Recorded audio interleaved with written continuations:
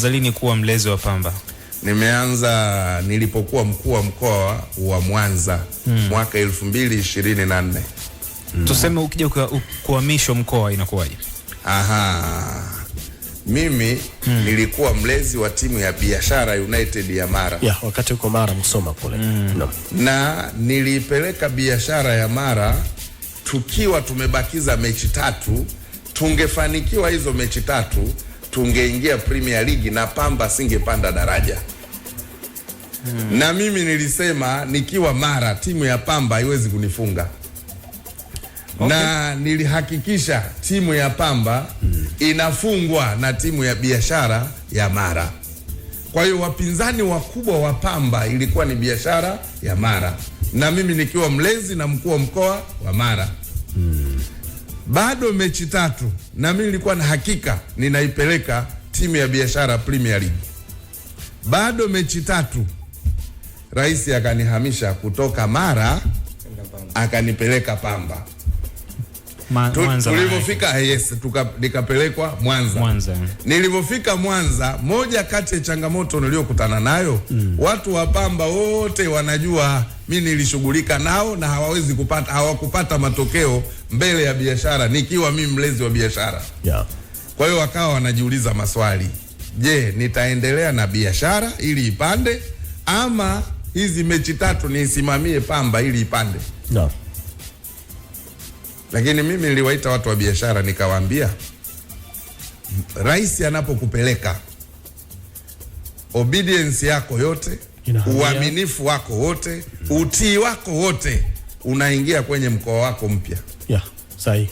Kwa hiyo nyinyi mtanisamehe. Ninachoweza kuwasaidia. Kwa hiyo mimi hapa sasa hivi ni mtu wa Pamba. Okay, kwa hiyo kwa maelezo yako ni kwamba wewe utakapohamu. Bado sijamaliza. Okay. Mimi ni mtu wa Pamba. Kwa hiyo si mtu tena wa Biashara. Right away siku niliyotangazwa kuwa mkuu wa mkoa wa Mwanza.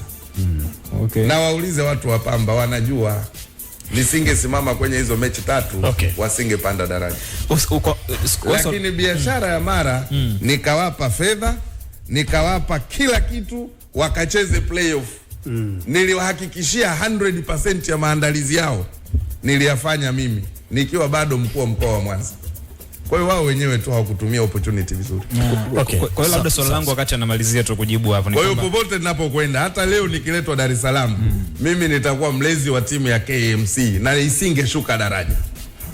Tayari na royalty yangu ingehama kutoka Pamba ingekuja wapi? Mwanza. Ila huoni kama unaacha damage fulani hivi kwenye saikolojia za wale ambao unawaacha? Hakuna damage. Kwa maana kwamba sisi tumeshazoea kuita kama kocha ametoka timu ya Simba kaajiliwa na timu. Hiyo ni kitu cha kawaida. Ni kitu cha kawaida. Umejibu swali vizuri. Hata wachezaji mbona ametoka Simba amehamia Yanga? Ameacha damage gani? Maisha yanaendelea. Faza ameondoka Faza. Sawa. Umejibu swali vizuri kabisa. Kulingana na muda wetu inabidi maswali yote ambayo tunapaswa kuyauliza tuyaulize ili akiondoka hapa kusiwe na nakshi za hapa na pale. Sasa mwisho kwanza niseme hivi. Kumalizia katika lile swala lako. Nenda kwenye statistics. Pamba wamefungwa goli 5 mwaka jana na Simba uwanja wa Taifa. 5-1. Goli moja hilo alifunga Matthew Tegis. Sasa nyie watu wa Crown, kwa nini hamsemi kwamba Pamba imeuza mechi kwa Simba? Lakini pili, Yanga imemfunga Pamba goli 3. Aliyemfunga 5 na aliyemfunga 3 yupi atuhumiwe kwa kununua mechi? Itategemeana sana mazingira ya mchezo. Kwa hiyo nyinyi hasa watangazaji na wachambuzi mmekuwa biased. Hapana, inategemeana. Kwa nini Pamba ilipofungwa goli 5-1 na Simba mlinyamaza kimya? Lakini kwa nini Yanga imemfunga Pamba goli 3 mmekwenda mmesema mlezi? Je, kama Yanga wamenunua mechi ya Pamba goli 3 na tunamtafuta aliyeuza mechi ya Simba wakapata goli 5-1 ni nani? Kwa hiyo mimi conclusion yangu ni kwamba hakuna hivyo vitu, isipokuwa klasi ya hizi timu zinatofautiana. Okay, sawa. Swali lako? Swali langu mimi ni maneno ambayo yamekuwa yakizungumzwa kwamba wanasiasa wanapokuwa karibu na hizi timu kuna namna ambavyo ni kama wanajinufaisha wao kisiasa zaidi, ili na ukweli ndani yake. Kwanza mimi nataka mwakani season hii ikishaisha, malengo yangu yalikuwa mawili: Pamba ipande, ikisha panda iwe timu bora. Hilo lengo la kwanza. Lengo la pili ni watafutie basi la kisasa, ni wajengee hosteli. Baada ya hapo mambo haya yakisha kuwa yamekamilika, na kwa kuwa nimewalea kwa miaka miwili, ninaamini wamekuwa, next season sitakuwa part na parcel ya ulezi, ushauri, nitakuwa mstaafu. Kwa hiyo sasa retirement, nimeamua kuretire mwenyewe kwa hiari yangu, kwa sababu malengo yangu yamefanya nini? Yametimia. Pamoja na malengo kutimia, huoni haya maneno ya watu ndio yamekustaafisha kuamua kukaa pembeni, kwamba kuna muda sasa inawezekana nimekuwa kwenye siasa toka na miaka 19, sasa hivi na approach miaka 50. Na katika sehemu ambayo ina maneno mengi ni kwenye siasa. Nimekuwa mbunge, nimekuwa mkuu wa wilaya miaka 6, miaka 7, nimekuwa mkuu wa mkoa miaka 3. Siwezi kustaafishwa na maneno ya mtu yoyote, na huwa hakuna neno lolote ambalo linaweza likanistaajabisha. Ni kweli Pamba kuna makundi Simba na Uyanga. Tukuache wewe sasa kwa viongozi wengine. Mimi ninachoelewa kama nilivyosema, kwenye taasisi yoyote washabiki wa Simba wa Yanga wapo. Ni kweli. Lakini uwepo wao hauathiri mwenendo wala hauathiri shughuli za uendeshaji wa Pamba. Na ndio maana mliandika nyie baada ya Yanga kumfunga Pamba kwamba kuna watu waliojiuzulu. Niambieni ni wakina nani waliojiuzulu na nyazifa zao ni zipi? Kwa sababu timu ya Pamba ni mali ya serikali. Niambieni sasa kiongozi gani aliyejiuzulu ambao hakuridhishwa? Lakini pia ni kitu cha ajabu Pamba akifungwa na Yanga, au Pamba akifungwa na Simba, au Pamba akifungwa na Azam, isipokuwa watu watastaajabu Pamba au Simba wakifungwa na Pamba. Okay, sawa. Na kwa uzoefu wako katika soka la Tanzania kwa ujumla wake kwenye ligi yetu, kuna maneno haya ambayo bila shaka ukikaa ukiyasikia unaona haya maneno hayana afya kwa ujumla wake katika soka la Tanzania, kwamba ligi kuu inahusishwa na rushwa na upangaji wa matokeo.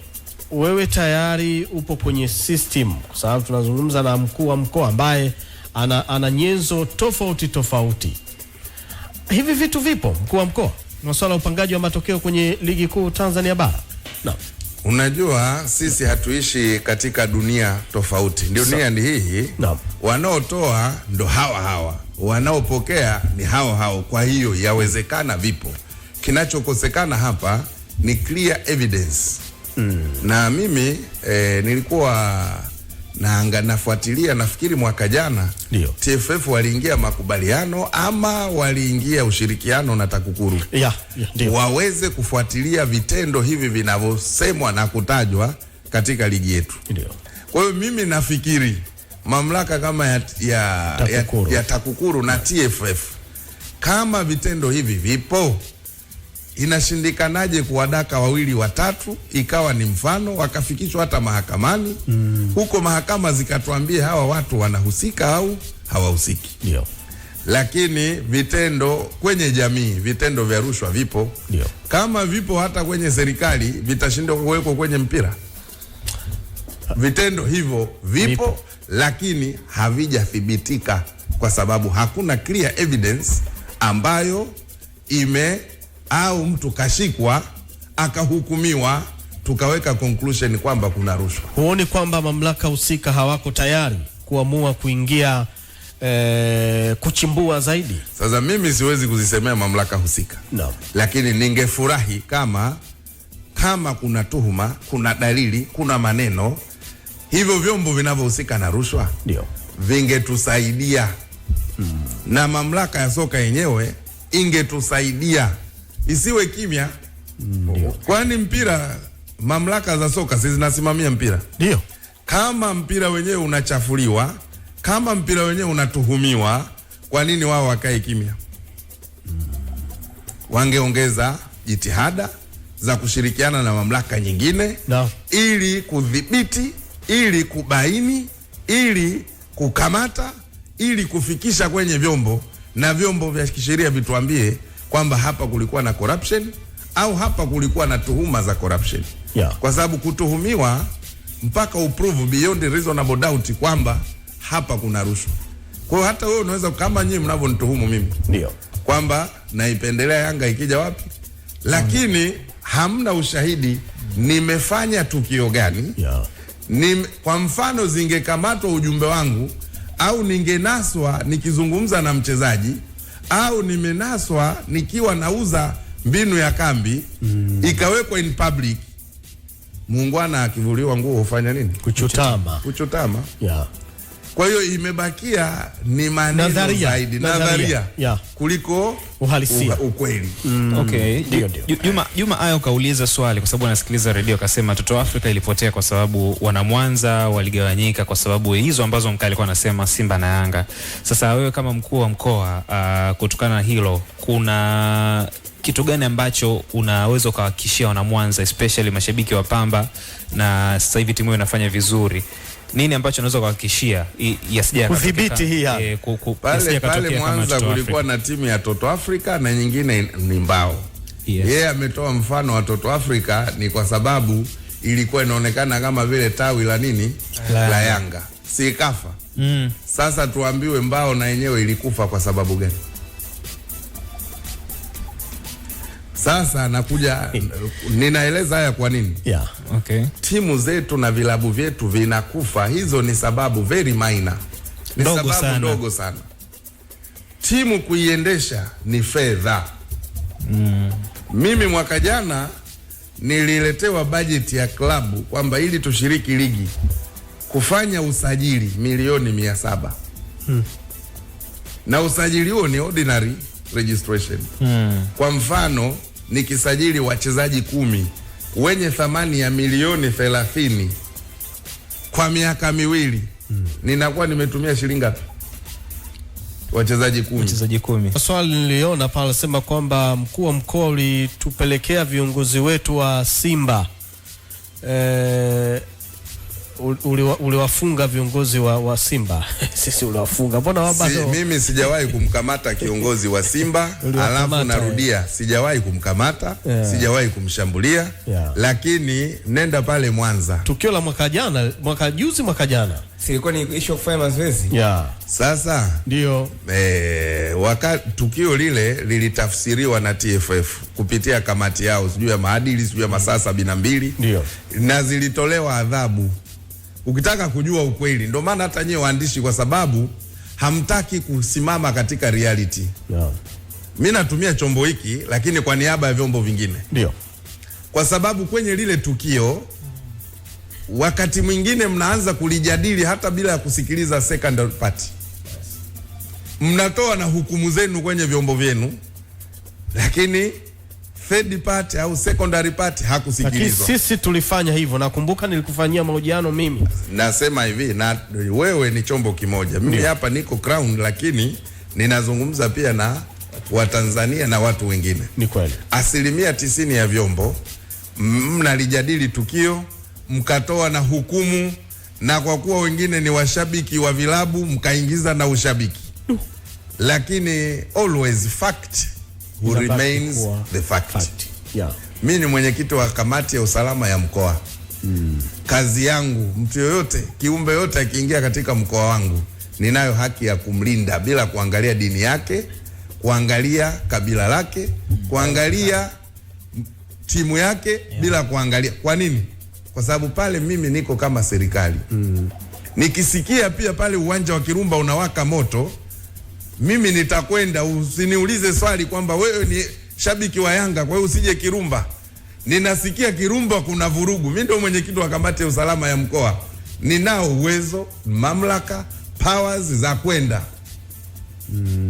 Isipokuwa sina mamlaka ya kuingilia sheria, kanuni za soka katika eneo hilo. Na hapo mheshimiwa, nataka na mimi sikuwahi kuingilia. na ndio maana hukumu ilivyotoka, Simba walipigwa faini kwa kuwafanyia vurugu, wakapigwa faini milioni 10 kwa kuvunja madirisha na milango ya uwanja, wakapigwa faini. Ingawa faini zenyewe waulizeni hata hao Simba kama walishalipa. I'm not sure, kwa sababu manager uwanja si yuko pale. Pamba wakapigwa faini kwamba hapa kuna mazoezi ya Simba. Nyinyi Pamba mlifuata nini? Lakini nyinyi Pamba, nyinyi Simba, kama hawa wamekuja hapa, si kuna sheria na taratibu, simripoti kwenye mamlaka ili wakamatwe, ili mna haki ya kuchukua mawe, kuchukua bakora, mkaanza kuwatandika watu ili mnataka kusababisha mauaji uwanjani, kwenye uwanja wa mazoezi. Mimi kama mkuu wa mkoa, mwenyekiti wa kamati ya usalama, siko tayari kuona damu ya mtu yote inamwagwa sehemu. Kauli za Ahmed Ally zilikukwaza sana na ulitafakari kuamua kuchukua maamuzi mazito? Nilipohojiwa wakati ule nilisema ukweli huwa haujifichi. Ukweli ni kama ujauzito tu, una muda wake. No. Mjamzito atajificha? Hawezi kujificha. Atajificha mwezi wa kwanza, ikifika miezi 7 ni kama kovu. Kwa hiyo ukweli huwa haujifichi, lakini ukweli huwa unaishi na kudumu. Kwa hiyo kilichofanyika ni propaganda kwa kutumia ukubwa wa klabu ili kunichafua. Ndio. Sasa mmoja akasema niwapeleke mahakamani. Ni kweli na ningewashinda. Tupo mwaka wa mbele. Imewashika.